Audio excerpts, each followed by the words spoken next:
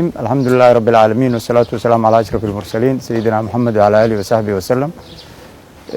waxaan aad iyo aad idinka soo salaamayaa magaalada Dhuusamareeb caasimadda dawlad goboleedka Galmudug oo aan galabta ku imid si nabad ah. waxaan marka hore u mahad celinayaa intii soo dhaweysay. waxaan rabaa oo u qabtay shirkeygan jaraa'id sida aan ka war hayno muddadii la soo dhaafay waxaa socday process aad iyo aad u dheer oo lagu dhisay dawlad goboleedka Galmudug dib loogu soo sameeyay baarlamaankeeda iyo hay'adaheeda kala duwan. processkaas wuxuu qaatay wax ku dhow 7 bilood. waxaan ka wada war haynaa in processkii muddadii dheereed socday uu ka soo baxay baarlamaan. dabcan waxaa faraha ku hayay guddi farsamo oo aan markii hore oo koowaad oo la sameeyay cabasho ka muujinay. mar walbana aan sheegaynay inay ahaayeen guddi farsamo oo aan runtii dhaxdhaxaad ahayn. si kasta ha ahaatee waxaad ka war haysaan in aad iyo aad xildhibaanadii kuwa soo baxay iyo kuwan soo bixinba loogu dhibaateeyay kuraasta. odayaashii dhaqankooda wada qaylinayad maqlayseen, dadkii oo dhan oo wada dhawaaqaya ayaad maqlayseen. runtii arintaasi anagoo og dhibaatada ay geysteen guddiga inta ay la eg tahay yaan haddana waxaan go'aansanay danta Galmudug anagoo fiirinayna inaan soo dhaweyno baarlamaanka xildhibaanada cusub ee la xulana aan ku kalsoonaano. waxaa intaas marka ka dambeysay baarlamaankii waa la dhaariyay ilaahay maadiis.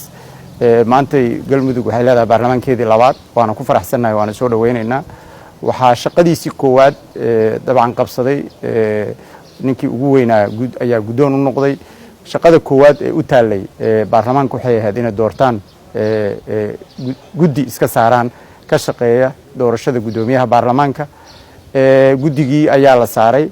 guddigii oo shaqooyinkiisa wata ayaa waxaa aad iyo aad aan halkan rabnaa inaan uga jeedino cabashada aan qabnay inay tahay in guddigii farsamada ku caanbaxay sumcad xumadii la soo dhaafay uu maanta dhex fadhiyay guddiga loo saaray doorashada guddoonka baarlamaanka ayagoo maaragtay faraha kula jira siina wada howlihii hadda ka hor ay ku yara caanbaxeen. guddiga farsamada waxaan rabnaa in anagu aan ku kalsoonahay baarlamaanka u sheegno in guddiga baarlamaanku uu saaray arrimaha doorashada loo madax baneeyo shaqadiisa.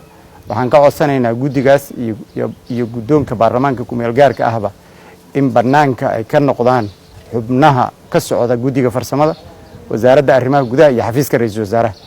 wixii hadda ka dambeeya inta ay dhib geysteen waa ognahay. guddoonka baarlamaanka ku meel gaarka iyo guddiga loo saaray doorashada guddoonka baarlamaankaba waxaan mar kale ka codsanaynaa in ay dadkaas runtii xubnahaas ka socda xafiisyada aan kor ku sheegay in ay arintaas banaanka laga dhigo baarlamaankuna uu shaqadiisa qabsado wixii hadda laga bilowdo.